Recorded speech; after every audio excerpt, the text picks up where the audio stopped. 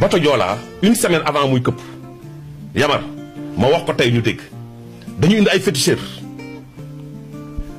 kon dañuy indi ay féticheurs ci biir gaal gi. dañuy indi ay féticheurs jour boobu man maa nekkoon second maître man maa monté woon ci gaal gi.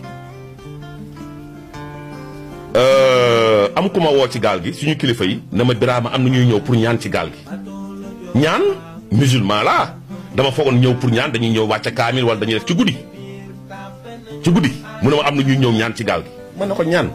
ñu ne ma waaw mu ne bu ñu ñëwee nga woo ma jékki-jékki rek gis ay nit ñëw wàcc ci oto ñenn ñaa ngi màndi yore ay deret ay sàngara ay yu kenn xamul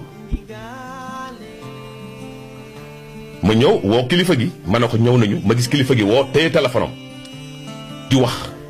ñu ne ma arrêté la bu kenn embarqué ndax guddi lañ doon commencé embarquement bi ñu ne bu kenn embarqué ñu bàyyi féticheurs yi dugg di tuur deret di tuur sàngara di takk ay jël ay ndaa am ay affaires yu ñu ci def di ko teg ci côté yi ba fi ma defoon sama matériel plongé ñu ngi fa defoon benn ndaa def ci ay deret def ci ay kii ma ñëw ma ne leen mais ñu ne ma non fii la war a nekk ma génn sama matériel plongé dam am feneen fu ma ko teg mais féticheur lan lay ut ci gaal te boobu du woon bon yoon du woon boobu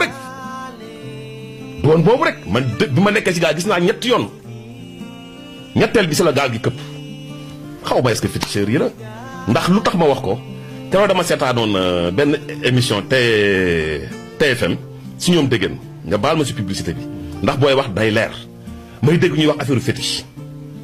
rek sama xel dem ci féticheurs yooyu ñëwoon ci gaal gi mais ana bateau bi ñu dénk armée ak ay fétiche ñëw fa di sotti ay deret di takk ay ndaa di takk ay kii di sotti ay affaire yu kenn xamul ba ñooñu pare ñuy soog a embarqué bagage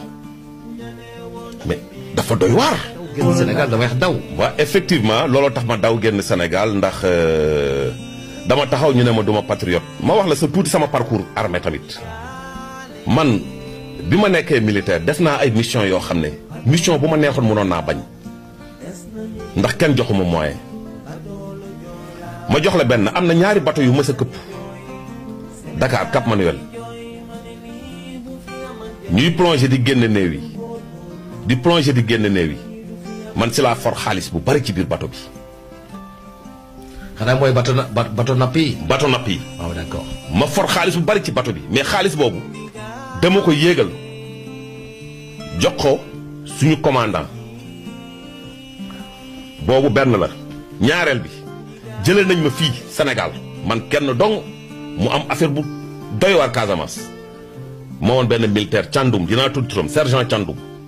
bi mu gaañoo pont Ndiambalan ñu yónni ko mission mu dugg ci gaalu looco bi këpp mu dee ñu jëlee ma fii yóbbu ma mission Casamance ñu ne duma patriote commandant avion bi mi ngi tuddoon commandant Birame Diop armée de l'air damay tudd tur moo ma jël yóbbu ma Casamance mi ngi may tooñ sax naan ma mais Birame Diop yow kenn ñu taalal la avion ma dem wàcc Ziguinchor gars yi taal yóbbu ma ba pont Ndiambalan ma wàcc fekk amoon nag ku fa taxawoon ne leen nit ki lab du feeñ géej courant baa ngi yëngatu te pont Ndiambalan lépp ngi fa jasit yëpp a ngi ci dex gi ma ñëw man kenn te plonger toujours par binôme la war a plonger mooy par ñaar man kenn lañu yóbbu ma dem pont Ndiambalan gis courant bi di daw ndox mi ñuul kuk benn sëriñ ne leen kii du génn kii lab nii du génn suñu commandant ñëw sëgg ci man ne ma Birama ah gars yi neen kii lab du génn man ne ko yàlla baax na man yàlla laay waxuma ak nit yàlla suturaal ma plongé quelques minutes laa def génn koor bi ñu ne duma patriote ñetteel bi ñu yóbbu ma mission Guinée Bissau ma dem Guinée Bissau am commandant bu marine guinéenne bu lab ay plongeur ne duñu plongé ndax géej gi yëngatu na dex gi yëngatu na ñu ne duñu plongé